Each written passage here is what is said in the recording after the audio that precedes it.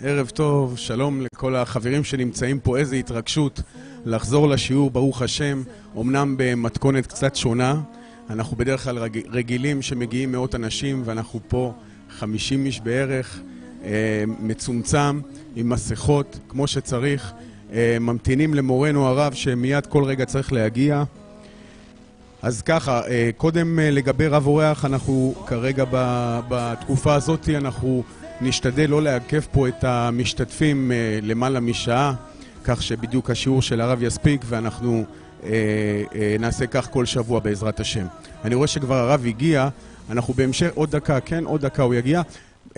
ניתן לכם תזכורת לגבי המבצע שיצאנו עם כתיבת ספר תורה למען אחדות עם ישראל וגם לנשמת רבי אלעזר אבוחצירא.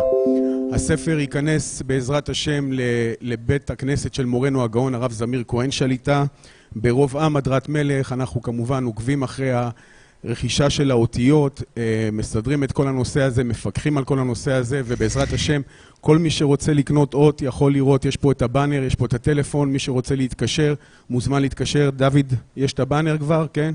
אתם רואים עם הספר תורה. מה עוד רבותיי? נעביר מהר ברכות שביקשו מאיתנו. רפואה שלמה והחלמה מהירה לסעידה בת ברכה ודליה בת גורג'יה, בריאות, הצלחה, פרנסה וכל הישועות ליעל בת שושנה, זיווג הגון לאברהם בן צביה, להבדיל בין החיים לחיים לעילוי נשמת דינה בת חנה, יוסף בן מרים ואתי אסתר בת רחל, ושוב להבדיל בין החיים לחיים רפואה שלמה לרב חיים בן שרה, הרב חיים רבי, וגם למיקל יעקב מאיר בן מורן, קדוש ברוך הוא ישלח להם רפואה שלמה, ולכל חולי עמו ישראלים. יש פה ברכות רפואה גם כן לאבא, תזכיר לנו את השם. רג'יב בן אלה, רג'יב בן אלה, רוזי שושנה בת מרים, רוזי שושנה בת מרים. רק לתת לכם תזכורת, מיד אחרי השיעור יש שתי שאלות, כדאי לכם להישאר, שאלות מאוד מעניינות, הרבה זמן לא שאלנו את הרב שאלות ככה בשידור חי, והשאלות נוגעות לתקופה שלנו, אז כמובן ממליץ לכם מאוד להישאר ולהמתין לראות את השאלות. עדי בת ריקי, ניקול בת רוז, רפואה שלמה בעזרת השם, וגם זרע בר קיימה לחן בת פנינה, ולכל מי שזקוק. גם אני רואה פה יש לנו זיווג הגון לאברהם בן צביה. אז זהו רבותיי, עכשיו הודיעו לי שממש הרב כבר נמצא פה. אנחנו נחזור, הערב יהיה לנו, הנושא הערב מאוד מעניין, מזמור שיר אשת חיל, מי לא מכיר מהתנ"ך, כן, מהנביאים, מזמור אשת חיל, ובעזרת השם היום הרב יספר לנו את המשל ואת הנמשל בתוך המזמור הזה. בעזרת השם בשבוע הבא אנחנו נעדכן מה יהיה השיעור, מה יהיה המשך השיעורים. אנחנו בטח הרב עוד מעט יתחיל סדרה חדשה. הנה אני רואה שכבר הרב הגיע. רק חשוב מאוד רבותיי לא לגשת לרב, אנחנו נתחיל את הערב גם כן בסוף. בבקשה נשמור על הכללים של משרד הבריאות. תודה רבה לכולם.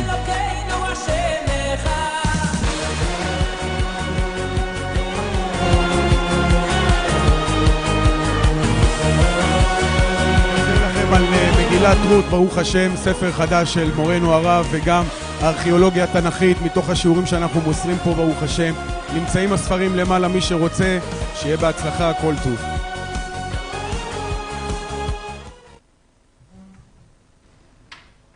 שלום וברכה, ערב טוב לכולם. כמו שכתוב, חדש ימינו כקדם. חוזרים שוב לשיעור כאן, אמנם במתכונת יותר מצומצמת. אנחנו נלמד בעזרת השם את המזמור המפורסם שכולנו שרים אותו בערב שבת, שיר ההלל לרעיה היהודייה, אשת חיל מי ימצא. כששרים ומזמרים את המזמור הזה, המזמור כתוב בעברית וכולנו מבינים אותו. אבל ניכנס קצת יותר בדקויות לעומקם של דברים, להבין מה בעצם כתוב שם. יש הבדל גדול בין אם אדם אומר דברים מהשפה ולחוץ, לבין אם הוא חי את הדברים, מרגיש אותם, אומר אותם מתוך הלב. ובנוסף, המזמור הזה, איפה הוא כתוב? בתנ"ך, באיזה ספר הוא נמצא? בספר משלי. ספר משלי הוא ספר של משלים. רש"י כותב שאחד הדברים הנפלאים והמיוחדים משלי של שלמה המלך, שגם המשל אמיתי וגם הנמשל אמיתי. יש משלים שרק הנמשל אמיתי, אבל המשל הוא לא אמת. למשל, מספרים לך משל על אריה שפגש שועל, והאריה אמר לו כך, והשועל ענה לו כך, ואחר כך עוברים לנמשל. מה למדנו מזה? אז הנמשל אמיתי, אבל המשל אמיתי, באמת אריה פגש שועל ודיברו, זה לא אמיתי. במשלי, שלמה המלך הקפיד שכל הספר יהיה כתוב במשלים שהם עצמם אמיתיים, כלומר גם אם אתה עוזב את הנמשל, המשל די בפני עצמו, הוא כבר אמיתי. אבל הנמשל משדרג לעוד קומה כדי להבין את העומק יותר של הנושא שנמצא בנמשל. כי בעצם למה משתמשים במשלים? למה לא תיגש ישר לנמשל? יש נושאים שרוצים להעביר מסר לאדם אחר, לפעמים זה לילד, לפעמים לאישה, לבעל, בעבודה כלפי העובדים, בין שכנים, אבל אתה יודע שהאדם שאתה רוצה לדבר איתו, יש לו נוגדנים. הוא לא יקבל את הדברים. דבר איתו ישירות כך וכך, הוא מיד יתנגד. כשאתה מתחיל במשל, המשל מדבר על עניין אחר, אין נוגדנים. שם הוא מסכים איתך. אחרי שהוא קיבל את הדברים שאמרת לו במשל, והוא אומר, נכון, הרעיון פה אמיתי. ואז אתה אומר לו, שים לב למה זה דומה. עכשיו הוא לא יכול להתנגד. אחרי שהוא הסכים איתך במשל, כי שם לא נגע אליו, עכשיו גם כשהדברים נוגעים אליו, הוא מקבל את הדברים. אין ברירה. כמו שהנביא בא לדוד המלך כדי להוכיח אותו, אם היה בא ואומר לו, אתה לא בסדר, הוא יאמר לו, אני כן בסדר. אז הוא התחיל במשל, המשל המפורסם של כבשת הרש, ודוד נבהל, איך עושים דבר כזה, זה לא בסדר. הוא אומר לו, זה אתה, תראה בדיוק מה שאתה עשית, זה אותו דבר. כעת הוא באמת הבין את העומק של הדברים. לכן כל ספר משלי בנוי על משלים ונמשלים, שהמשל אמיתי והנמשל אמיתי. במזמור אשת חיל, המשל כפשוטו, מדבר על הראיה המיוחדת, שמי זוכה לאישה כל כך נפלאה, כלילת המעלות. מה הנמשל? בין מפרשי התנ"ך יש כמה וכמה נמשלים. אנחנו הערב נלך בעזרת השם בדרכו של רש"י. רש"י הסביר את הנמשל שזה על התורה הקדושה. אבל קודם נלמד את כל אשת חיל במשל, שהוא אמיתי מצד עצמו, ואחר כך נעבור לנמשל מה הלקח שצריכים להפיק לעצמנו. כשאדם בערב שבת עומד ושר לאשתו, צריך שיכוון עליה. אשת חיל שהיא אישה נפלאה שזכיתי אליה. אבל צריך גם לדעת ולהבין את הנמשל שקיים בפסוק. אז נפתח בעזרת השם יחד משלי פרק למד א', אשת חיל מי ימצא ורחוק מפנינים מכרע. מה פירוש אשת חיל? אין הכוונה כאן אשת צבא.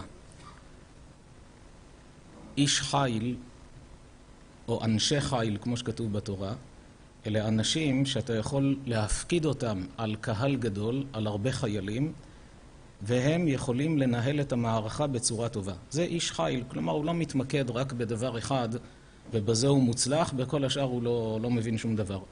אלא יש לו מכלול, הוא יכול להנהיג.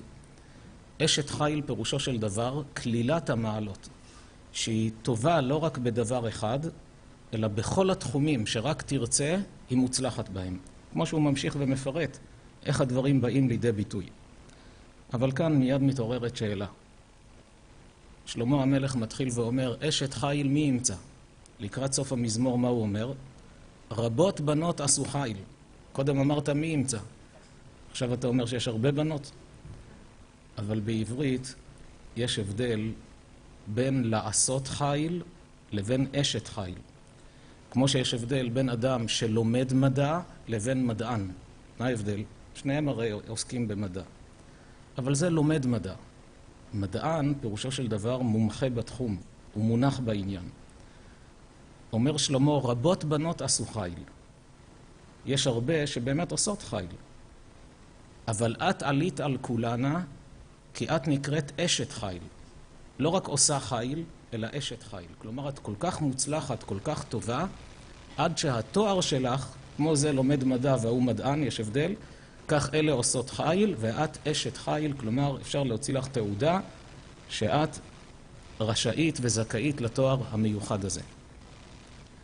אז זה אשת חיל מי ימצא, מי זוכה לאישה כל כך מוצלחת, ורחוק מפנינים מכרה. כלומר, יותר קל לקנות פנינים מאשר להשיג אישה כזאת. פנינים הן יקרות, מחרוזת של פנינים, גם צריך לאסוף כסף כדי לקנות, אבל המחר, מכרה מלשון מחר, יותר קל לקנות פנינים מאשר להשיג את האשת חיל המיוחדת הזו, כלומר אישה נדירה ברמה הזו. יש הפירוש זווית אחרת, שמכרה, לא מלשון מחר, קנייה, אלא מכרה יהלומים. הפנינים אמנם לא קוראים אותם באדמה, פנינה יותר קשה להשיג אותה, צריכים לצלול לתוך מעמקי הים, ויש צדפים מיוחדים שיש בהם את הפנינים. אבל הוא אומר, על אותו רעיון, יותר קל להיכנס לעמקי הים כדי להוציא פנינים, לכרות יהלומים, מאשר למצוא אישה כזו. כעת הוא עובר לפירוט מה מיוחד באישה הזו שזוכה להיות אשת חיל, שיש בזה מסר גדול גם לאישה ששואפת להגיע לגדולה, להיות מושלמת, כי כאן הוא עובר, כמו שנראה בהמשך, גם על החוסן הנפשי שלה, על החוסן הכלכלי, על הפיקוח על החינוך של הילדים, על הגישה שלה לכל דבר, על השלמות שלה בעבודת המידות, כל זה מפורט בהמשך. אז הדבר טוב גם לאישה וגם לבעל שתמיד יחפש את הטוב שיש באשתו. בטח בלב בעלה ושלל לא יחסר. דבר ראשון, בטח בלב בעלה. הוא רגוע. הוא יודע שיש לו אישה שאפשר לסמוך עליה. לסמוך עליה כלכלית. אתה יכול לתת לה ויזה ולא לחשוש שתוך שבוע חשבון הבנק יתרוקן. אתה סומך עליה בנאמנות שלה. אתה סומך עליה בניהול של כל הדברים. אתה רגוע. בטח בלב בעלה. הגדרה של ביטחון, חובות הלבבות כותב בתחילת שער הביטחון, מהות הביטחון, שם הוא מדבר על ביטחון בהשם, אבל מזה נלמד מה זה ביטחון. מהות הביטחון היא מנוחת נפש הבוטח. שיהיה ליבו סמוך ובטוח על מי שבטח עליו, שיעשה הטוב והנכון עבורו. לכולנו יש אמונה בבורא עולם. אבל ביטחון זו תוצאה של אמונה. לפי מדרגת האמונה, ככה האדם מגיע לביטחון. השלמות של ביטחון, מנוחת הנפש. כלומר, האדם עושה את ההשתדלות. מנוחת הנפש אין הכוונה להיות אדיש ולא לפעול ולא לעשות. אתה עושה את ההשתדלות, כל מה שאתה רוצה להשיג, תנסה להשיג. אבל אם אתה רואה שעשית הכל ולא הצלחת, אל תיכנס לעצבות. תהיה תמיד במנוחת הנפש. איך? שיהיה ליבו סמוך ובטוח על מי שבטח עליו, שיעשה הטוב והנכון עבורו. אני סומך על הקדוש ברוך הוא שמה שטוב לי זה מה שיצא בשורה התחתונה, אני עושה את ההשתדלות שלי. וככה אדם רגוע בכל תחום. אז רואים כאן שההגדרה של ביטחון, של בטח בה לב בעלה, מנוחת הנפש. כלומר, הבעל לא משנה איפה הוא נמצא, הוא תמיד רגוע, כשאשתי בעניינים, הכל בסדר. ושלל לא יחסר. מה פירוש המילה שלל? במלחמות כשלוקחים ביזה, יש לה, התואר של הביזה שלל. לוקחים שלל. כאן מה הכוונה שלל? רווח שהוא לא מתוכנן. כשאדם עובד על כסף, אתה יודע, אתה עובד כל החודש, בסוף החודש יש משכורת. אבל כשיש שלל מלחמתי, יוצאים לקרב, פתאום אתה לוקח 100 טנקים של האויב. לא חשבת על כך לפני המלחמה, שאתה תחזור עם שלל של 100 טנקים. כלומר, רווחים בלתי צפויים נקראים בשם שלל. וכאן הוא אומר, ושלל לא יחסר. לא רק שבטח בלב בעלה שלא יהיו נזקים, שהמערכת הביתית תתנהל כמו שצריך, אלא הוא גם מגלה הפתעות. הוא לא חסר שלל, יש רווחים שהוא לא תכנן, יש מעלות מיוחדות שהוא לא הכיר לפני. גמלת הוא טוב ולא רע, כל ימי חייה. אגב, נציין מי ששם לב, כל המזמור אשת חיל הוא לפי סדר האלף בית. המקובלים מציינים כל המזמורים שיש בתנ"ך, כל הפרקים בתנ"ך, שהם לפי סדר האלף בית, יש בהם מעלות מיוחדות. וגם כאן זה גם עוזר לזיכרון, אדם שנתקע, לא זוכר באיזה פסוק הוא נמצא, שיבדוק באיזה אות. אז התחלנו באשת חיל מי ימצא, אחר כך עבר בטח בלב בעלה, ב' וכעת הפסוק השלישי, גמלת הוא טוב ולא רע, כל ימי חייה. אם כתוב גמלת הוא טוב, למה צריך לומר ולא רע? אתה אומר שהיא גמלה טוב. לגמול פירושו של דבר להשיב בתמורה. אתה עשית לי כך ואני מחזיר לך. יש אישה שהיא באמת אישה טובה. בעלה עושה לה טוב, היא עושה טוב. אבל לפעמים הוא יתנהג איתה שלא כראוי. ויש לה הזדמנות לנקום בו. כמו שהוא יתנהג איתי לא בסדר, כעת אני יכולה להשיב לו כגמולו. הוא בייש אותי ליד הוריו, עכשיו אני יכולה לבייש אותו, ליד הוריי או ליד הוריו, לא משנה. אני יכולה לעשות לו את אותו הדבר בדיוק. אבל היא באותה שעה אומרת, אני לא פוגעת בבעלי. גמלת הוא טוב ולא רע. אפילו כשמגיע לו, היא כל כך בעלת טוב לב, כל כך רגישה לכאב שלו, עד שכל החיים היא רק גומלת לו טוב ולא רע. מה הדגשה כל ימי חייה? יש במהלך החיים זמנים שהמצב הכלכלי בבית פורח, והבעל מביא המון כסף, ויש שפע גדול, והיא שמחה. אבל יש זמנים שלפתע יש תקופה של מצוקה, הוצאות בלתי צפויות, קורונה שפגעה בהכנסות, וכבר אי אפשר להוציא כמו לפני כן. אישה טובה, גם בזמנים שהבית סובל ממצוקה כלכלית, היא עומדת לצד בעלה. היא לא מציקה לו, אני צריכה את שלי ולא מעניין אותי מה קורה איתך. אתה התחייבת לי בכתובה, אתה חתמת, אני רוצה לראות את הכסף הזה על השולחן. גמלת הוא טוב ולא רע כל ימי חייה. כלומר, לא חשוב באיזו תקופה אנחנו נמצאים. תקופה טובה אני איתך, תקופה קשה אני איתך. אנחנו צעירים, אני איתך. אנחנו זקנים, אני איתך. כל החיים יש את הקשר ואת האהבה בין בני הזוג ואת הנתינה ההדדית שיש ביניהם. עוד ד' דרשה צמר ופשתים ותעש בחפץ כפיה. היום יש הרבה סוגי פרנסה ועבודה שנשים עובדות. פעם נשים לא היו יוצאות לעבוד, אפילו מורות לא היו בתי ספר כדי שהיא תלך להיות מורה, ולא היה הייטק ולא כל העסקים שיש היום. אישה שבכל זאת בזמנם הייתה רוצה לעזור לבעלה בפרנסה, הוא היה מביא לבית צמר, והיא הייתה טובה את הצמר לחוטים, מהחוטים האלה הייתה סורגת או אורגת בגדים, תופרת אותם ומוכרים. אז יש עוד הכנסה לבית מצד הפעולות שלה. כך גם פשטן, יש פשטן גולמי, הצמר הוא בא מהכבשים, הפשטן הוא מהצומח. משרים אותו במים, הוא מתנפח, פותחים כמו גזע כזה. פותחים אותו לחוטים חוטים, את החוטים האלה טובים והיו עושים מזה בגדים. יש אישה שאומרת, אם בעלי יביא לי את הצמר ואת הפשתים, אני עובדת. אבל אני לא יוזמת. אבל היא, האישה הזאת, אשת חיל, היא יוזמת, דרשה צמר ופשתים. היא אומרת, תביא, אני רוצה לעשות, רוצה לפעול, אני רוצה לרומם את הבית, רוצה לעמוד לימינך. ותעש בחפץ כפיה. כשהיא עובדת, היא לא עובדת מתוך אילוץ, מתוך תחושה של כפייה, שבעלי לא יכעס, שלא יתלונן, אלא ותעש בחפץ, מתוך רצון אמיתי. כך כפיה עובדות ועושות. הייתה כאוניות סוחר, ממרחק תביא לחמה. כמו אוניות סוחר שנוסעות למרחקים, עבודה קשה, לוקח הרבה זמן, אבל יש סבלנות. עכשיו טורחים, נוסעים, מביאים סחורה, מוכרים.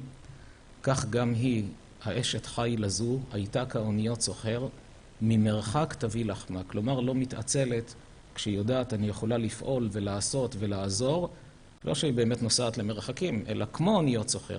כמו שהן טורחות ועמלות, כך גם היא עמלה. ותקום בעוד לילה, ותיתן טרף לביתה וחוק לנערותיה. עד כאן דיבר מההיבט הכלכלי. כעת מדבר בהשקעה שהיא משקיעה בתוך הבית, במשפחה, בילדים. ותקום בעוד לילה ותיתן טרף לביתה. טרף זה מזון. היא יודעת שבעלי יוצא לעבודה בבוקר, אז אני אכין לו את הארוחה שלו שהוא יוכל לקחת איתו לעבודה. לבעל יש תחושה נפלאה שהוא חוזר מבית הכנסת, רואה שאשתו כבר בישלה והכינה ויש לו את הציוד לקחת איתו לעבודה, זה עושה לו טוב על הלב. הוא יכול לקנות בעבודה איזה סנדוויץ', אבל כשאשתו הכינה זו הרגשה אחרת. ולפעמים היא טורחת ועמלה לקום יותר מוקדם, ותקום בעוד לילה, ותיתן טרף לביתה וחוק לנערותיה. אגב, חז"ל אומרים שאת כל השבחים האלה אמר שלמה על אמו. כי בפסוקים שלפני, שלא קראנו אותם בתחילת הפרק, לפני האשת חיל, כתוב שאמו באה ונזפה בו, והוכיחה אותו. והוא לא רק שלא נפגע ממנה, אלא שר לה שיר הלל. לומר, האישה הזו, כל המעלות האלה היו באמא שלי, ואני רוצה שכל אישה תיקח לעצמה את הרעיונות האלה. יש גם נמשל, כמו שאמרנו, שעוד מעט נראה, אבל במשל שזו האישה, בעצם יש כאן שיר הלל לאמו. רק בערב שבת, כשהבעל שר לאשתו, שלא יסתכל לתמונה של אמא שלו ויאמר, ואת עלית על כולנה. אשתך היא עלתה על כולנה. יש בעלים כאלה, מסתכל על אשתו, אומר לה, רבות בנות עשו חיל. עובר לתמונה של אמו, ואת עלית על כולנה. צריך לדעת, התחתנת עם אשתך, היא האשת חיל שלך. היא עלתה על כולנה. בחרת בה, יכלת לבחור מישהי אחרת. בחרת בה, זה אומר שהיא עבורך הטובה ביותר. אבל הוא, שלמה, כשחיבר את השיר הזה, דווקא שמח בכך שאמו באה והוכיחה אותו, לא כשהוא היה ילד, כשהיה כבר מלך. כשסיים לבנות את בית המקדש, עשו את חנוכת בית המקדש, והייתה שמחה גדולה בעם ישראל. ובאותו יום הוא התחתן עם בת פרעה לאחר שהתגיירה. אפילו היום, אדם שיושב עם מי שבקיא בתורה, והוא מראה לו את היופי של התורה, נמשך אליה. כמה יש שעומדים בתור להתגייר ולא מבינים למה לא מקבלים אותם. אצל אומות העולם, בנצרות, באסלאם, רק מחכים שמישהו יבוא להתנצר או להתאסלם, ואפילו ישלמו לו על כך, או יהרגו אותו אם הוא לא יעשה את זה. בעם ישראל אין לנו מיסיון ועניין ללכת את כל הגויים לגייר. ממלכת כהנים וגוי קדוש, יש תנאי קבלה, לא כל אחד יכול להיכנס למועדון יוקרתי. יש תנאים איך להיכנס. שיהיה קבלת מצוות, ברית מילה, טבילה. אז צריך שיכיר באמיתות של היהדות. לכן היהדות לא עושה תעמולה בעולם כדי להוכיח את האמת שלה. אם הייתה עושה תעמולה, אין ספק שהמונים היו באים להתגייר, מבקשי אמת מתוך אומות העולם.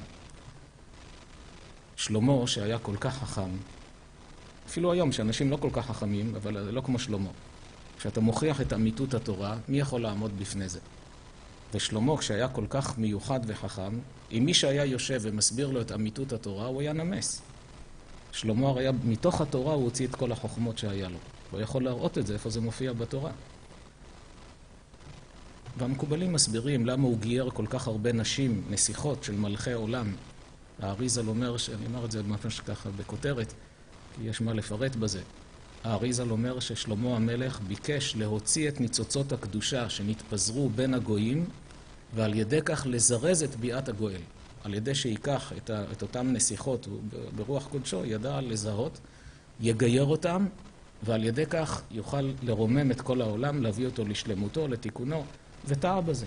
אחרי שהתורה אמרה לא ירבה לו נשים, היה אסור לו לקחת הרבה נשים, רק הוא אמר זה מתאים לאנשים פשוטים, לא כמוני. אני כן יכול לקחת וכוונתי טובה. האריזל מרחיב בעניין הזה, שלמה היה קודש קודשים, לא כמו שיש כאלה מתארים אותו כאילו היה רודף נשים. מי שרודף נשים יכול לזכות לרוח הקודש, לחבר את שיר השירים עם כל ההיסטוריה עד ביאת המשיח, לראות את הכל, המשל והנמשל של שיר השירים. בספר על שיר השירים הסברנו את המשל והנמשל שם, שזה מפליא לראות. הוא חי בתקופת בית ראשון ורואה את כל ההיסטוריה עד ביאת המשיח. פרק ח' בשיר השירים זה כבר ביאת המשיח, מדבר שם. היה אדם קדוש, שלמה המלך. נשא את הגיורת הזאת, בת פרעה, ביום של חנוכת בית המקדש. והיא עשירה גדולה, הביאה תזמורות ולהקות, סיימו את החגיגות מאוחר בלילה. בבוקר היו צריכים לפתוח את בית המקדש, המפתחות היו אצל שלמה. והוא המשיך לישון אחרי עלות השחר, ישן עוד כי היה עייף. באה אמו, העירה אותו, מי העז להיכנס למלך? מי יכול להעיר את המלך? אתה יכול... אבל אמו באה ונזפה בו, מה אתה יושן? תקום, יש בית המקדש, יש עבודה, והוכיחה אותו. פסוקים ארוכים שכתובים שם במילים שהיא הוכיחה אותו על ההתנהלות הזאת. והוא לא רק שלא כעס עליה, חיבר לה את שיר ההלל הזה של האשת חיל, כמה האמא הזאת אישה טובה ונפלאה. נחזור לעניין, ותקום בעוד לילה, ותיתן טרף לביתה, מארגנת שיהיה אוכל, שיהיה כל מה שצריך, לילדים, לבעלה, וחוק לנערותיה. המפרשים כותבים שבשלב הזה, אותה אשת חיל שהתחילה בעוני ומחסור, כבר נהייתה עשירה. יש לה נערות משרתות, והיא אומרת להם מה צריך לעשות היום. זה חוק לנערותיה, כלומר מדריכה אותם. מה צריך לעשות היום? כי באמת אישה שיודעת לעמוד לימין בעלה, ויודעת לחסוך איפה שצריך, ולא לבזבז איפה שלא צריך. לאט לאט מתקדמים בחיים, אפילו אם התחילו את הזוגיות שלהם, את החתונה שלהם, התחילו בעוני, אבל עם החיים פורחים ועולים, יש להם דירה וקונים עוד דירה ומתקדמים, כי האישה הזאת היא חכמה. היא יכולה לעשות ארוחות טובות, מזינות, משובחות וזולות. יש אישה שבשביל שתהיה ארוחה משובחת מוציאה המון כסף על כל ארוחה. ויש אישה יודעת מכלום לעשות ארוחות בריאות וטובות וטעימות וחוסכת כסף. בגדים, קונה בגדים יפים, מכובדים, צנועים, אבל לא בזבזנים, לא משקיעה בזה הרבה כסף. קונה יותר פשוט, יודעת לתקן, לעשות, ואז פרוטה לפרוטה מצטרף לחשבון גדול, עד שמגיעים לעושר גדול. כך גם האישה הזו התחילה, כמו שראינו, דרשה צמר ופשתים, בטס בחפץ כפיה, התחילה בעבודות מאוד פשוטות. אבל עכשיו לאיפה היא הגיעה? וחוק לנערותיה, כבר יש לה הדרכה לכל המשרתות, לכל העובדות אצלה, איך לפעול ואיך לעשות. ולמה חיבר את זה בפסוק אחד? ותקום בעוד לילה ותיתן טרף לביתה וחוק לנערותיה. לומר שגם כשהיא התעשרה, היא לא אומרת שהמשרתות יבשלו, אלא אני אכין לילדים, אני אכין לבעלי, אני אראה את האהבה שלי. נכון, אני יכולה לשבת על כיסא ויעשו לי את הכל. אבל אני רוצה להיות פועלת ועושה, להביע ולהראות את האהבה, את הקשר שלי לילדים. ואגב, זה דבר שחסר מאוד בדור שלנו.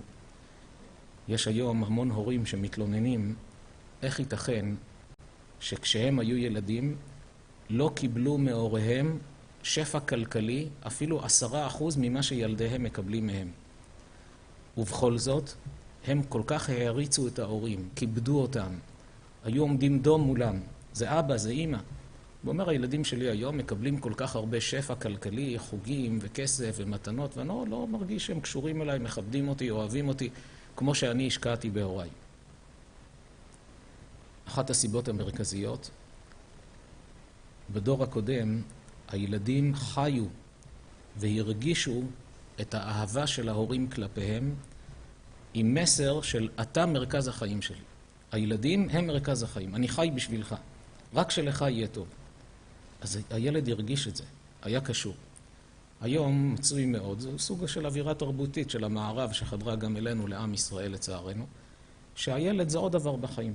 אבל ההורים רוצים לבלות ורוצים לצאת לכאן ולצאת לשם, והילדים כשקצת יושב ליד המסך, תעזוב אותי עכשיו, מה אתה רוצה? כסף? קח כסף, רק לך. הילדים לא מרגישים שהם כל כך אהובים ורצויים אצל ההורים. אדם שהוא חכם, גם מבחינה כלכלית מסודרים, אבל מוצאים את הזמן לשבת עם הילדים, לראות מגיל הגן, לראות את היצירות שלהם, גיל בית הספר, גיל תיכון, גיל ישיבה, מדברים איתם, מתעניינים בשלומם, מסייעים להם, מראים להם אהבה, במבט עיניים, בסבלנות, בהקשבה, בעידוד, במילים, בתמיכה, בשבחים. אלה דברים שמלווים את הילדים לכל החיים. זה מה שמוכיח לי שאבא ואמא באמת אוהבים אותי וחיים אותי. ואז גם הילד נקשר להורים.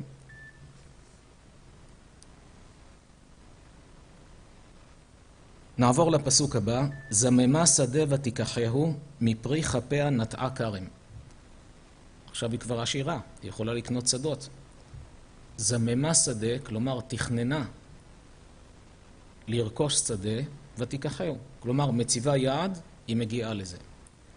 במשל יש מילים שקשה להבין למה שלמה המלך נקט דווקא את המילה הזאת. למה זממה? תגיד תכננה, תגיד משהו אחר. בנמשל, תכף נראה, יש מילים שהוא נקט אותם יותר בשביל הנמשל מאשר במשל, שם הן יותר מדויקות.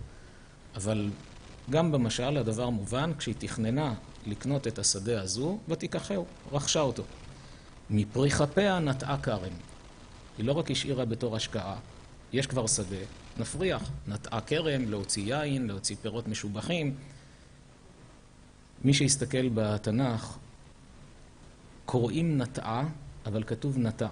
יש בתורה קרי ויש כתיב. כלומר, כתוב בצורה אחת. יש מילים כאלה גם בתורה, 5 חומשי תורה, וגם בנביאים וכתובים, שיש קרי ויש כתיב. כלומר, כתוב בצורה אחת וקוראים בצורה אחרת. יש בתורה מקום שכתוב הוא וקוראים היא. יש מקום כתוב נער וקוראים נערה. יש בזה סודות, יש בזה סיבות. למה? כאן כתוב מפרי כפיה נטע כרם, אבל הקריאה היא לא נטע, קוראים נטעה.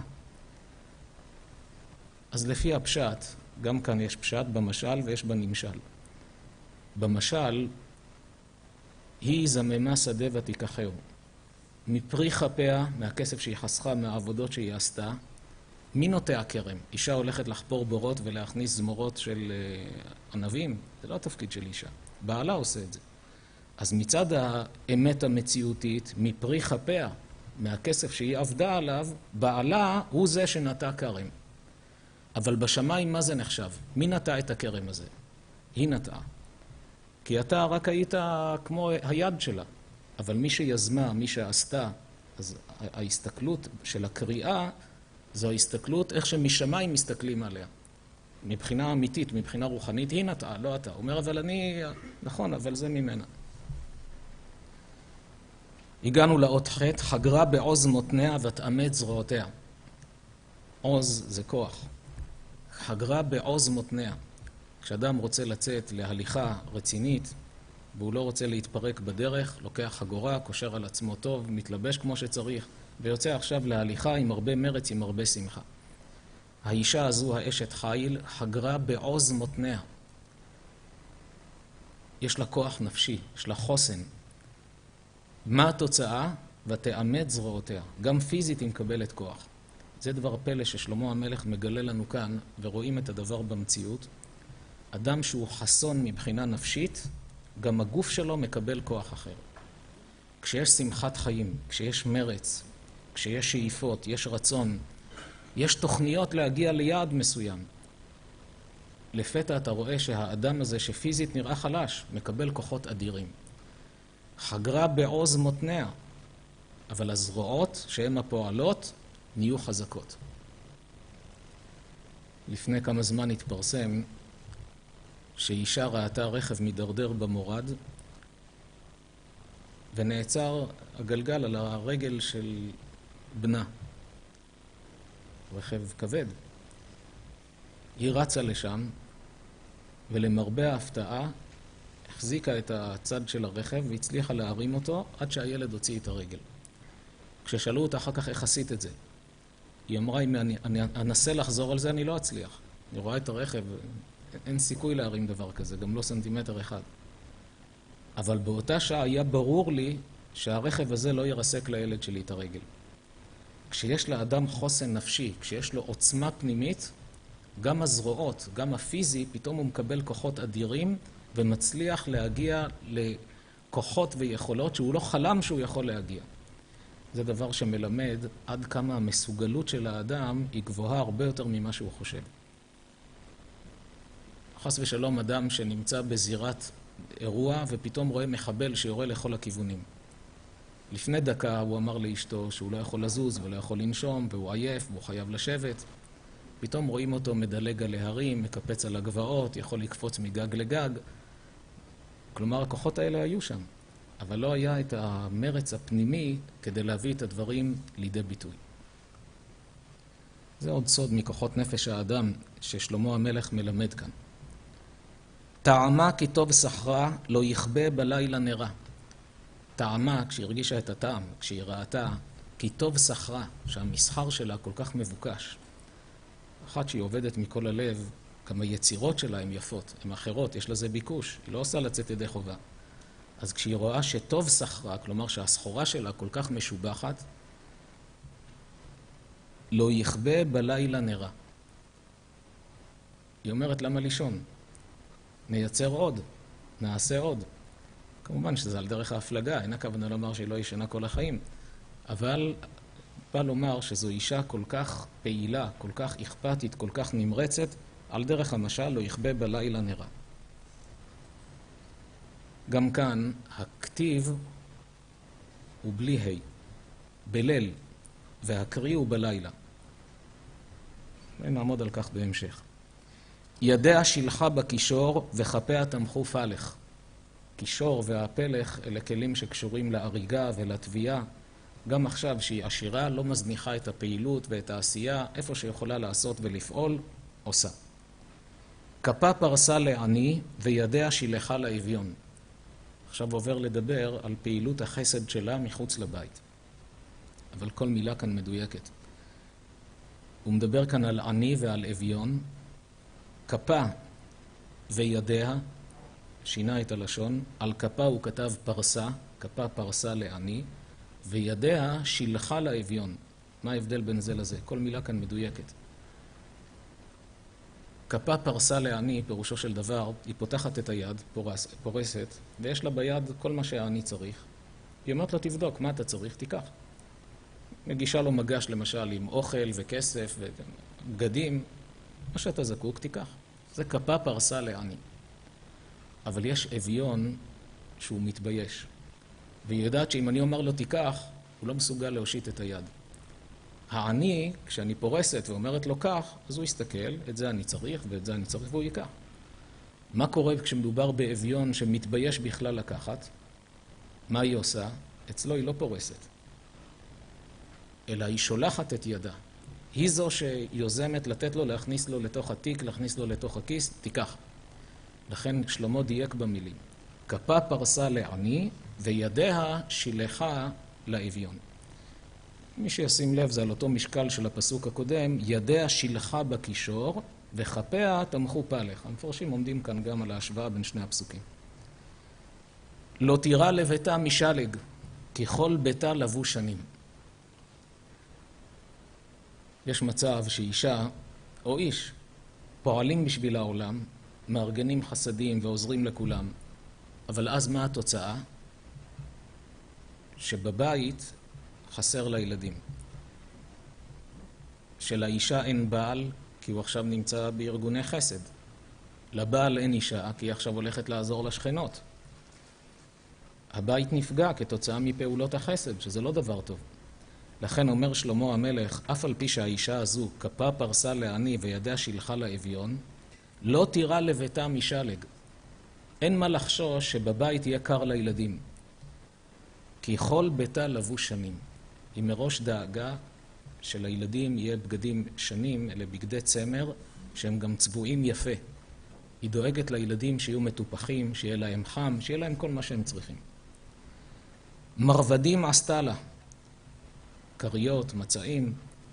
שש וארגמן לבושה. גם היא עצמה, לא בגלל שהיא דואגת לאחרים, היא מזניחה את עצמה. היא יודעת גם לדאוג לעצמה, להיות לבושה בצורה מכובדת, צנועה, אבל שש וארגמן לבושה. נודע בשערים בעלה, בשבטו עם זקני ארץ. בזכותה, גם בעלה הופך להיות אדם מפורסם. מה זה בשערים? איזה שערים מדובר כאן? בזמנם, בשער העיר, היו יושבים חכמי העיר, השופטים והזקנים. כמו שהתורה אומרת, שופטים ושוטרים תיתן לך בכל שעריך. מה אלה השערים? שער החומה של זמנם לא הייתה כמו שמצטייר לנו היום. אבל היום גם אפשר לראות דוגמאות לכך. חומת ירושלים של היום, כולם מכירים. כבר למעלה מ-400 שנה החומה הזו קיימת, בנה אותה הסולטן הטורקי, סולימן קראו לו. ובחומה הזו, שער האשפות, אין בו חדר. הוא רק שער, שער של יד הכותל. האוטובוסים עולים ונכנסים שם. זה שער. אבל שער יפו יש חדר שם. כשנכנסים דרך שער יפו, אתה נכנס לחדר, ומהחדר הזה נכנסים לתוך העיר. השער הזה נקרא שער יפו, כי אז כל ירושלים הייתה בין החומות. ומשער יפו היה שביל שהיה סלול עד נמל יפו. יהודים שרצו להפליג מירושלים, היו עוברים בשביל הסלול הזה. יש עוד תמונות שרק שערי צדק היה בנוי, שערי צדק הישן היה בנוי על הכביש הזה, בנו את זה מחוץ לחומות, עד העיר יפו. אחר כך קראו לזה רחוב יפו, על שם השביל המקורי שהיה סלול שם. השער הזה יש בו חדר, אבל החדר הזה הוא קטן.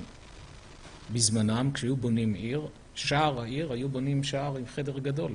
והיה שם מושב לזקנים. בספר ארכיאולוגיה תנכית הבאנו תמונות מחפירות מהזמנים ההם, ורואים שם מקומות כאלה עם המושב שהיו יושבים החכמים והשופטים. היו מקומות שהמלך לפעמים היה יושב בשער העיר. וכל העוברים ושבים, כשיש משפט בשוק, היו באים לשופטים שנמצאים שם. בועז עם רות אמר לגואל, המתין לו שם בשער ואמר לו שב כאן. כלומר, שער העיר היה מקום מאוד פעיל, מאוד מרכזי. כאן נודע בשערים בעלה. כלומר, במקומות של המושב של כל החכמים וזקני העיר, הוא מפורסם ביניהם, בשבטו עם זקני ארץ. בזכות אשתו, שהיא כל כך מיוחדת וכל כך נפלאה, היא יודעת גם לרומם אותו, מגיע למעמד מכובד. סדין עשתה ותמכור, וחגור נתנה לכנעני. סדין, אין הכוונה סדין אחד. אז היו לובשים, הבגדים שלהם היו לוקחים כמו סדין כזה, עוטפים את עצמם וקושרים בחגורה. זה אחד מסוגי הלבוש שהיה. אז היא הייתה מכינה, כנעני בלשון התורה, זה לאו דווקא כנען, אלא זה שם של סוחר. עד עכשיו הייתה מוכרת לאנשים פרטיים, כעת היא עשירה, מוכרת גם לסוחרים, כמויות. עוז והדר לבושה, ותשחק ליום אחרון. כאן עובר לעניין אחר לחלוטין, הרי לכאורה לפני כן הוא אמר שש וארגמן לבושה. ופה הוא אומר עוז והדר לבושה. איך לובשים עוז והדר? לפני כן הוא דיבר על הלבוש הפיזי, כעת עולה קומה. לקראת סוף המזמור כבר עולה קומה לממד הרוחני. המלבוש הרוחני שלה, של הנפש שלה, זה עוז והדר. עוז זה החוסן הנפשי שלה, האמונה, הביטחון, הקשר שלה לבורא עולם, היא חזקה. יש, כמעט אצל כולם יש סיפורים על הסבתות מהדור הקודם.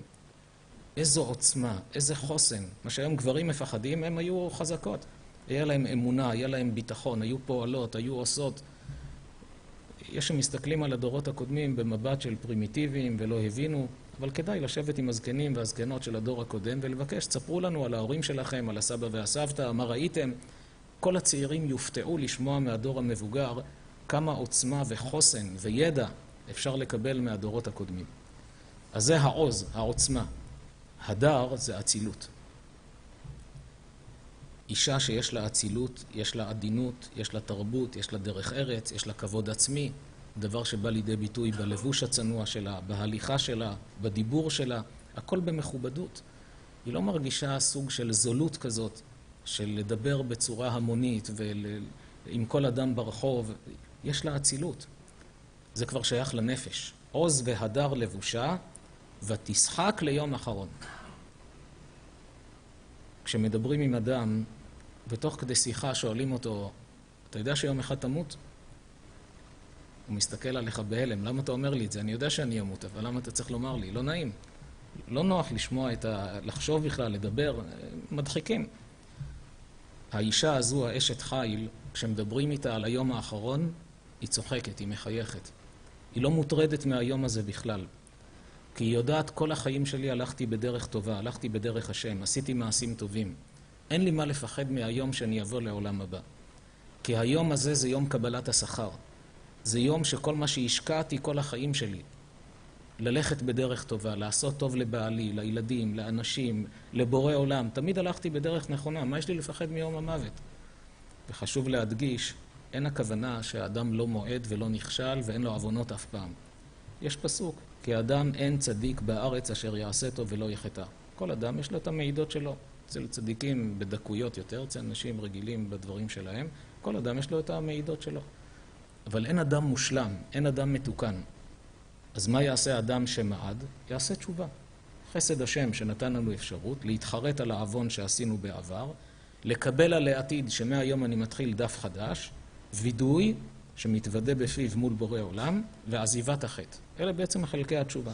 חרטה על העבר, קבלה לעתיד, וידוי ועזיבת החטא. ואז זה דף חדש. הקדוש ברוך הוא בחסדו מוחל לו ומכפר לו את אותו עוון שעשה עליו תשובה אמיתית. עוז והדר לבושה ותשחק ליום אחרון. זה כבר האות עין. פה, פיה פתחה בחוכמה, בתורת חסד על לשונה. האישה המיוחדת הזאת שהיא אשת חיל, היא יודעת גם להדריך, יודעת לייעץ. היא לא שומרת את כל הטוב שלה לעצמה, אלא פיה פתחה בחוכמה, לייעץ לאחרים, לילדים, למשפחה, למכרות שלה. יש לה מכרה, שולחת הילד בבית ספר חילוני.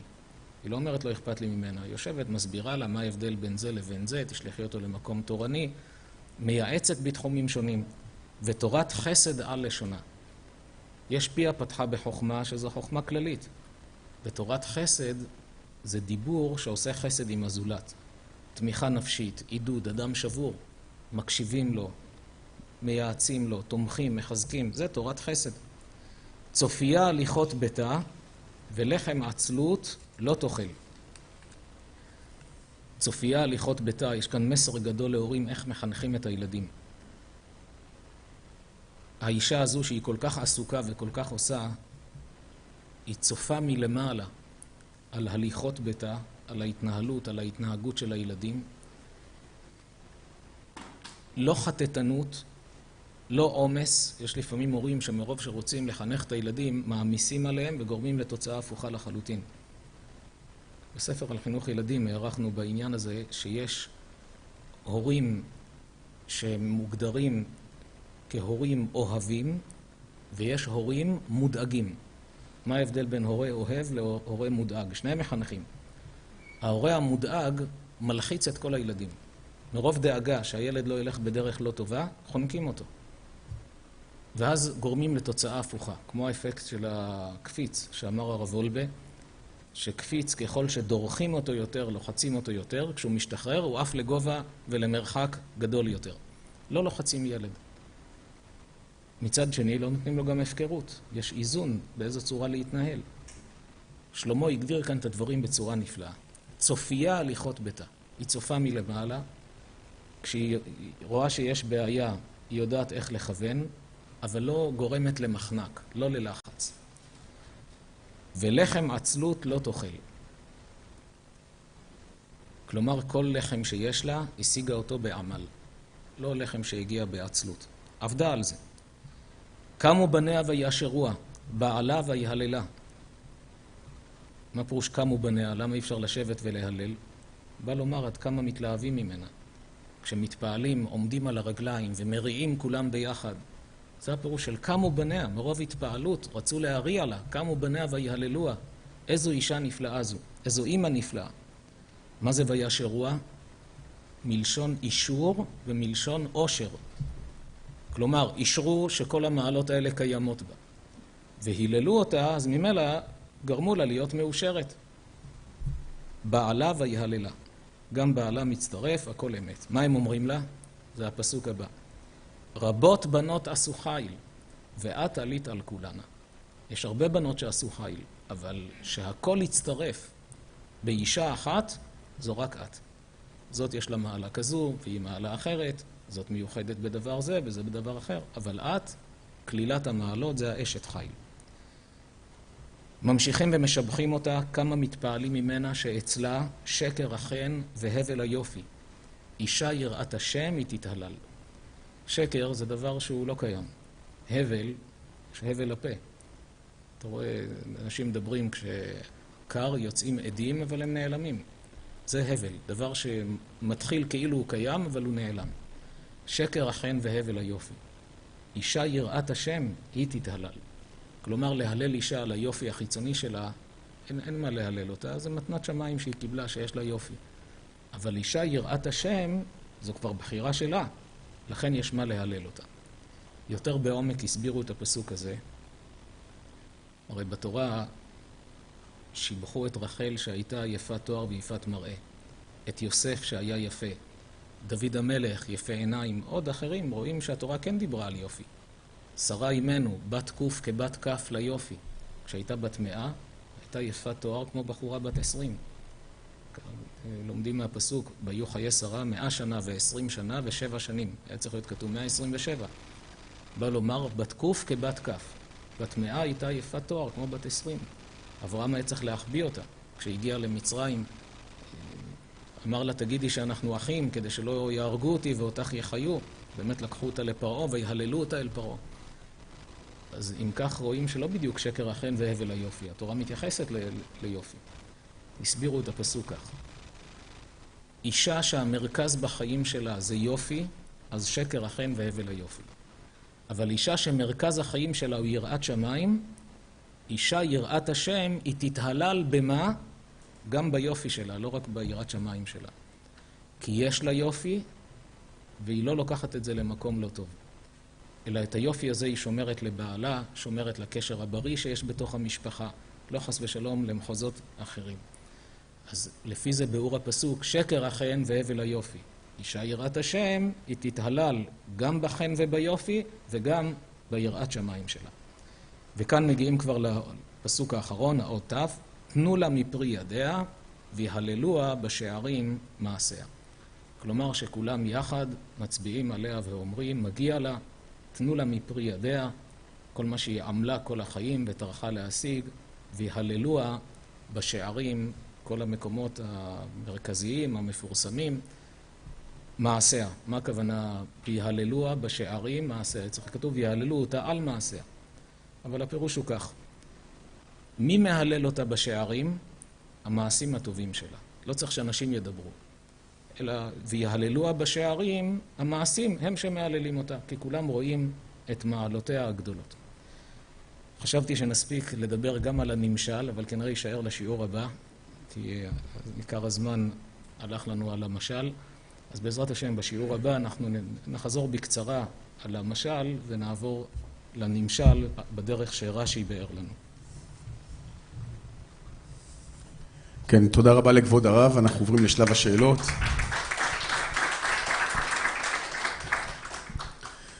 שלום לרב זמיר כהן. בשבועות האחרונים אנחנו שומעים על התפרעויות ומעשי ביזה ברחבי אמריקה. ישנם דיווחים שהביזה מופנית גם לבתי עסק של יהודים. למה תמיד יש יהודים? למה תמיד היהודים צריכים להיפגע גם כשהם לא קשורים למצב באופן ישיר? למעשה בכלל כל הנושא האנטישמיות והגישה המיוחדת והמשונה הזו לעם ישראל, נושא שדורש הסבר. מה עשו היהודים שמושכים אש, נקרא לזה? לכאורה זה עם שאין לו מיסיון ולא ג'יהאד ולא מזיק לאף אחד, ורק תרם כל הגילויים והפיתוחים הרפואיים, המדעיים, החדשניים, מהפכות בעולם לטובה. ברוב ככל המקרים המוח היהודי נמצא מאחורי. האנושות כל כך קיבלה מעם ישראל, ולא מזיקים לאף אחד. למה שונאים אותה? בתורה יש שתי נבואות שמדברות על חורבן בית המקדש. בפרשת בחוקותיי שבספר ויקרא, ובפרשת כי תבוא שבספר דברים. בשני המקומות כתוב שנצא לגלות, בית המקדש יחרב. אבל יש כמה הבדלים בין הפרשיות, אפילו דברים שנראים סותרים, לא מתאימים. הרמב"ן עומד על כך, וכותב הרמב"ן, שים לב שיהיה לנו שני בתי מקדש ושניהם חרבו. כולם מודים שהתורה נכתבה הרבה לפני. כל מה שכתוב בפרשה הראשונה, פרשת בחוקותיי שבספר ויקרא, התקיים בחורבן בית ראשון. כל מה שכתוב בפרשה השנייה התקיים בחורבן בית שני. כולל הפסוק והורידך השם מצרים באוניות, שבאמת הרומאים כבשו את מצרים, אחר כך הגיעו לישראל והורידו, ככה ההיסטוריונים של הגויים כותבים, שהורידו את העבדים מישראל למצרים, מכרו אותם שם, הפילו את המחיר של העבדים, עד שמחיר עבד היה כמחיר מנת כלכלה של סוס. כך כותב היסטוריון בשם מינטר, היסטוריון גרמני. והתורה אומרת, ונמכרתם שם לעבדים ולשפחות ואין קונה. ההיסטוריונים כתבו מתוך מה שידעו בהיסטוריה, לא יודעים שהפסוקים האלה כבר כתובים בתורה הרבה לפני. גם על היציאה לגלות יש הבדל בין שתי הפרשיות. בפרשה הראשונה כתוב שנצא לעמים ונתפזר בין הגויים. בפרשה השנייה כתוב שאנחנו נתפזר מקצה הארץ ועד קצה הארץ. כלומר נגיע לכל העולם. בפרשה הראשונה זה לא כתוב, כי באמת בחורבן בית ראשון של 70 שנה, עם ישראל לא התפזר בכל העולם. הגיע לבבל, פרס, האזורים האלה. אבל בחורבן בית שני, כל המקומות, אוסטרליה וארצות הברית, מקומות ממש בכל העולם כולו. בין השאר כתוב שם, כל זה הזכרתי כדי להגיע לפסוק הזה, ובגויים ההם לא תרגיע ולא יהיה מנוח לכף רגלך. התורה אומרת בפירוש שכשנגיע לגויים שם, נתפזר בין הגויים, לא יהיה לנו רגיעה, ולא יהיה מנוח לכף רגל. יציקו לנו, כל הזמן יציקו לנו. מה המטרה של הקדוש ברוך הוא בעניין הזה? כי הוא לא רוצה שאנחנו נהיה בחוץ לארץ. הוא לא רוצה שנתפזר, הוא רוצה שתבוא גאולה. שהעולם יגיע לשלמותו, לתיקונו, שעם ישראל ילך בדרך טובה. בית המקדש ייבנה, תחיית המתים, כל הצרות ייגמרו. יגיע הזמן הטוב ביותר. כשעם ישראל בצער, כתוב שהשכינה נמצאת איתנו בגלות. שכינתה בגלותה, עמו אנוכי בצרה. כדי לעורר אותנו, הקדוש ברוך הוא לא נותן לנו שנהיה במנוחה בארצות הגויים. כי אם נהיה במנוחה, מי יחשוב על ארץ ישראל? אתה כבר מסודר פה, אתה והסבא כבר 900 שנה, 1000 שנה, דורות על גבי דורות באותה מדינה. למה שתעזוב את המדינה? למה שתעלה לארץ ישראל? למה לבנות את בית המקדש? למה... לא יהיה מה שיעורר אותנו לתקן את המעשים. ובאמת רואים, בתקופות שהיה יותר מדי שקט, התחילו להתבולל בגויים, התחילו קלקולים. כשהגויים בעצם רודפים את עם ישראל, זו מערכת הגנה שנועדה להגן עלינו, שלא נתערבב בגויים ונחזור לארץ. עכשיו, בסיפור הזה של הקורונה, מדברים על כך שלמעלה מ-200,000 ישראלים חזרו לארץ בזמן קצר מאוד. שהיו מפוזרים בעולם בכל מיני מקומות, אם זה בטיולים, כאלה שהתיישבו, גם יש עכשיו עלייה, הרבה כאלה שממש נולדו בחוץ לארץ ועולים לארץ. ופתאום קולטים שהמקום הזה זה המקום הכי בטוח, המקום הכי נכון, הכי בריא ליהודי לחיות בו, זה בארץ ישראל. ויש נבואות על כך, שארץ ישראל תהיה המפלט, תהיה המקום שבו כל העולם יבין שאין מקום יותר טוב מאשר המקום הזה כדי לחיות בו מכל ההיבטים. ורואים שברוך השם גם כלכלית, איך שהכל הולך ופורח, איך שהדברים מתקדמים. אז יש תנודות, עליות, ירידות, אבל בסך הכל כל התחזיות על אסונות ועל צרות שיהיו כאן ואיך המדינה הזאת תסתדר, רואים שיש חסד השם שממש יאר השם פניו אליך ויחונקה. לכן גם כשרואים היום שרודפים את הגויים בחוץ לארץ, זה נועד לטובת ישראל. נכון שזה לא נעים, אבל הדבר נועד לטובתנו, לומר לעם ישראל, המקום שלכם הוא בארץ ישראל. רק יש נקודה חשובה. ובאמת בשבועות האלה הגיעו הרבה שאלות, היו לנו גם שיעורים בזום עם קהילות בארצות הברית שביקשו שנעשה להם שיעור דרך הזום לאנשי הקהילה, כי הבית כנסת סגור. אז כל שיעור כזה שהיה, עלתה שאלה מהצופים. האם צריך לעלות לארץ? האם לעזוב את הכל לאור המאורעות של עכשיו, של הקורונה? האם נכון לעזוב את הכל ולעלות לארץ ישראל? כי יש גם שהרבה דיברו על כך בהרחבה. התשובה היא, זה ודאי שמקומו של יהודי הוא בארץ ישראל. כמו שדג, המקום שלו בתוך מים, המקום של יהודי הוא בארץ ישראל. יהודי שהוא לא בארץ ישראל, אין לנשמה את הקדושה של ארץ ישראל, גם אם בחוץ הוא מתפקד רגיל, אבל הנשמה בפנים מפרפרת. כמו דג שהוציאו אותו מחוץ למים, פרפר עד שיחזרו למים, ואז הוא יהיה רגוע. כך נשמת יהודי בחוץ לארץ לא טוב לה. אבל יחד עם זאת, גם טעות לעזוב הכל ולבוא בפזיזות. היו כאלה שעשו את התהליך הזה בפזיזות, לא הסתדרו כלכלית, או שילדיהם התקלקלו, עוד שם היה להם קהילה יהודית, בתי כנסת, בתי ספר יהודיים, שיעורי תורה. באו לארץ, הילדים עזבו את הכל. אז שני דברים צריך לתת את הדעת לפני שעולים לארץ. א', לגור באזור תורני, ולדעת לאיזה בית ספר תורני, תלמוד תורה, בית ספר בית יעקב, מקומות שבאמת הילדים ילמדו, ואז רק אפשר לעלות לארץ. אם הולכים לגור באזור חילוני, עדיף להישאר שם באזור שהוא תורני, והילדים הולכים לבית ספר יהודי, מאשר פה בית ספר חילוני. יישוב ארץ ישראל זו מצווה גדולה, אבל לא שווה להפסיד את כל המצוות בשביל המצווה הזו של יישוב ארץ ישראל. ודבר שני, גם לבדוק שיש כיוון לביסוס כלכלי. גם אם לא הכל מושלם, אבל לפחות רואים שיש כיוון שנוכל להתקיים, ולא שנבוא לשנה, שנתיים, ואז נראה שאין אוכל ונצטרך שוב לחזור לחוץ לארץ. אלה שני דברים שצריך לתת את הדעת, ובהתמלא שניהם, ודאי שהמקום של יהודי הוא בארץ ישראל, צריך לעשות הכל, לעלות לארץ, ליישב את הארץ, וברוך השם גם בהידברות, אנחנו יודעים על לא מעט שהתחזקו דרך הידברות, והיום כבר נמצאים פה בארץ והקימו משפחות לתפארת. אז גם בהזדמנות הזו נפנה לכל הצופים שלא נמצאים איתנו כאן בארץ, שיקחו את הדברים בעזרת השם לתשומת ליבם, והשם ישמור אותם ויבואו לארץ בשמחה ובטוב לבב.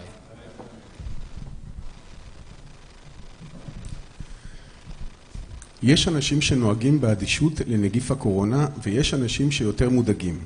התקשורת מציגה לנו מומחים עם דעות שונות, חלקם מדאיגות וחלקם כדוגמת פרופסור לס, שקורא לנהוג רגיל ולא להילחץ בכלל מהנגיף.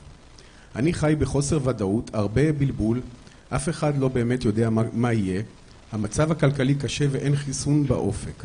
איך אפשר בכל זאת להתעודד? למעשה תמיד דרכה של היהדות היא דרך האיזון, דרך האמצע.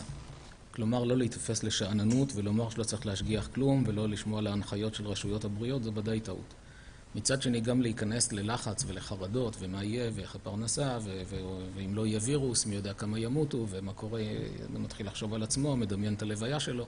לא צריך גם להגזים, להיסחף למחוזות כאלה. צריך להיות מאוזן. מאוזן פירושו של דבר שהאדם שומר על הכללים כפי ההנחיה של רשויות הבריאות, לא מקל ראש בהם, ויחד עם זאת חי בשגרה, בשמחת אמת, ממשיך לנהל אורח חיים בריא וטוב, להאחז באמונה וביטחון. זה זמן נפלא שאדם יכול לחזק את עצמו באמונה וביטחון. אדם שאין לו ניסיונות של אמונה וביטחון כי הכל טוב, אף אחד לא מבטיח לו שהוא באמת בעל אמונה וביטחון. כמו שאדם שאין לו מכשיר כושר שהוא מתאמן עליו, הוא לא יכול לפתח את השרירים שלו. או שהוא עובד בעבודה פיזית שמפתחת שרירים. כמו שבגוף יש כלים שמפתחים את הגוף, גם בנפש יש כלים שמפתחים את הנפש. מה הכלים של הנפש? הניסיונות. כשיש לאדם ניסיונות במהלך החיים, רש"י כותב על הפסוק, לבעבור נסות אתכם בא אלוהים, להרים אתכם על נס, להרים אתכם לגובה. כל ניסיון פירושו כלי שנועד לרומם. אמנם יש בו סיכון, אדם עלול להישבר, אבל כל אחד צריך להיות חזק, לקחת את התקופה הזו כתקופה של כלי שיבנה את האמונה ואת הביטחון, גם את הילדים. לחזק מאוד בעניין הזה. כמה צריך לדבר עם הילדים על אמונה וביטחון. יש ילדים קטנים שהם חיים בפחדים ולא מדברים. וההורים בטוחים שהילדים אין להם כלום בפנים. אבל הילדים שומעים, בפרט אלה שהם מסכנים שיש להם טלוויזיה בבית. הם מסכנים, אני חייב לומר, יש להם טלוויזיה בבית, אנשים מסכנים לחלוטין, כי כל הזמן שטף של לחץ, רק החדשות ואסונות ופחדים. אותם שאין להם טלוויזיה בבית, או שהחליפו את הטלוויזיה בצופיה, יש את המסך הזה של צופיה, שאדם יכול לצפות בתכנים טובים, נקיים, יש חדשות, אבל בלי לחץ, בלי כל הצרות של העולם מכניסים לתוך הסלון. וילדים מסכנים, ילדים קטנים בגיל 7, בגיל 9, יושבים ורואים את כל הדברים, וההורים לא מודעים עד כמה הדברים חודרים. סיפר לי הורה שכשרצה לצאת עם הילדה מהבית, היא ממש פחדה, והוא לא הבין מה מפחיד. אם יש כלב בחוץ, היא ניסה להרגיע אותה. בסופו של דבר היא יצאה ומסתכלת לכל הכיוונים בפחדים. בסוף הוא שאל אותה, מה את מפחדת? היא אומרת שהקורונה לא תקפוץ עליי. היא שומעת קורונה, היא חשבה שזה איזה מפלצת שמחכה בחוץ, אפילו אף אחד לא דיבר איתה, מה זה הקורונה הזה? רק שומעת שיש משהו מפחיד כזה שאפשר להידבק ממנו. לא תמיד עולם המושגים של המבוגרים ושל הילדים משדר על אותו גל. יש אחד הנכדים שלי, כשבשבת שאלו אותו על פרשת השבוע, בגיל 3 מספר על פרשת השבוע, אז התברר שהוא לא הבין למה אברהם אבינו שבר את הפתל. הגננת אמרה שהוא שבר את הפסל. עכשיו הוא לא יודע מה זה פסל בכלל. אז אצלו הצטייר, משהו נתפס לו בראש פתל. וככה הוא סיפר, אבל הוא שאל למה צריך לשבור את זה, מה קרה?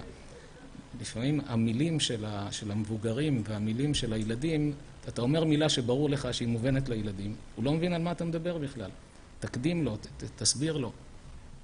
צריך לנצל את הזמן הזה, לדבר עם הילדים בגובה העיניים, לחזק אותם באמונה וביטחון, שהשם שומר עלינו ואין מה לפחד מכלום.